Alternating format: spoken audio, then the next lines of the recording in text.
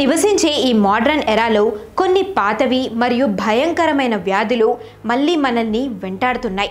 అలాంటిదే ఇటీవల మన తెలుగు రాష్ట్రాల్లో కలకలం రేపిస్తున్న స్క్రబ్ టైఫస్. ఇది కేవలం జ్వరం మాత్రమే కాదు, సరైన సమయంలో గుర్తించకపోతే కొన్ని రోజుల్లోనే ప్రాణాలను తీసే ప్రాణాంతకమైన అంటువ్యాధి అని నిపుణులు హెచ్చరిస్తున్నారు. ఇప్పుడు ఇదే అంటువ్యాధి ఆంధ్రప్రదేశ్ను వణికిస్తోంది. స్క్రబ్ టైఫస్కు కారణం ఓరియంటియా సుట్సుగాముషి అనే బ్యాక్టీరియా. ఇది కుట్టడం ద్వారా స్క్రబ్ టైఫస్ మనుషులకు వ్యాపిస్తుంది. ఈ పురుగులు గార్డెన్స్లో, గడ్డి పొదల్లో, పొలాలు, తడి నేల, పశువుల మేత ఉండే ప్రాంతాల్లో ఎక్కువగా ఉంటాయి. వాతావరణ మార్పుల కారణంగా ఈ పురుగులు ఇప్పుడు మనుషులు ఉంటున్న ప్రాంతాలకు కూడా వచ్చేస్తున్నాయి. ఇది మా ఊర్లో ఫేమస్ అన్న. ఒళ్ళు నొప్పి, జలుబు, తలనొప్పి ఏమున్నా ఉపశమనం. జలుబు, తలనొప్పి, ఒళ్ళు నొప్పుల నుండి ఉపశమనం. శాస్త్రి బామ్ ఇప్పుడు 5 రూపాయల ప్యాక్ లో కూడా. ఈ పురుగులు చర్మానికి అతుక్కొని కొన్ని మిల్లీమీటర్ల లోతులోకి చొచ్చుకుపోతాయి. ఆ తర్వాత రక్తాన్ని పీలుస్తాయి. అప్పుడే బ్యాక్టీరియాను శరీరంలోకి విడుదల చేస్తాయి.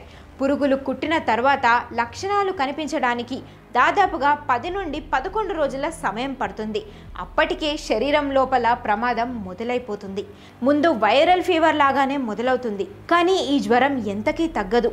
పురుగులు కుట్టిన చోట సిగరెట్ కాల్చినట్లుగా లేదా నల్లటి పొక్కు వచ్చేస్తుంది. ఈ వ్యాధిని గుర్తించడానికి అతి ముఖ్యమైన లక్షణం ఇదే. సరైన సమయంలో చికిత్స అందకపోతే ఈ బ్యాక్టీరియా రక్తనాళాలను దెబ్బతీస్తుంది. గుండె, ఊపిరితిత్తులు, మూత్రపిండాలు, మెదడుపై తీవ్ర ప్రభావం చూపి మల్టీ ఆర్గన్ ఫెయిల్యూర్కు కూడా దారితీస్తుంది. ఆ తర్వాత మరణానికి కారణమవుతుంది. అయితే ఈ మధ్య స్క్రబ్ టైఫస్ కేసులు తెలుగు రాష్ట్రాల్లో చాలా ఎక్కువయ్యాయి, నమోదవుతున్నాయి కూడా. పొలాల్లో కోత, పొలం పనులు ఎక్కువగా చేసేవాళ్ళు, వర్షాకాలంలో తడిగా ఉండే మట్టి నేలలు, గ్రామీణ ప్రాంతాల్లో అవగాహన లేకపోవడం వల్ల ఈ కేసులు ఆంధ్రప్రదేశ్లో ముఖ్యంగా ఎక్కువ అవుతున్నాయి. స్క్రబ్ టైఫస్ వస్తే ప్రమాదమే, కానీ సరైన చికిత్స తీసుకుంటే బ్రతికి బయటపడే అవకాశం ఉంది. జ్వరం తగ్గకపోతే వెంటనే డాక్టర్ను సంప్రదించాలి. మీరు తిరిగిన ప్రదేశాల గురించి వారికి పూర్తిగా వివరించాలి. మీ శరీరంపై నల్లటి పుండ్లు లేదా పొక్కులు కనిపిస్తే అస్సలు ఆలస్యం చేయకండి. పొలాల్లో పనిచేసే సమయాల్లో జాగ్రత్తలు తీసుకోండి.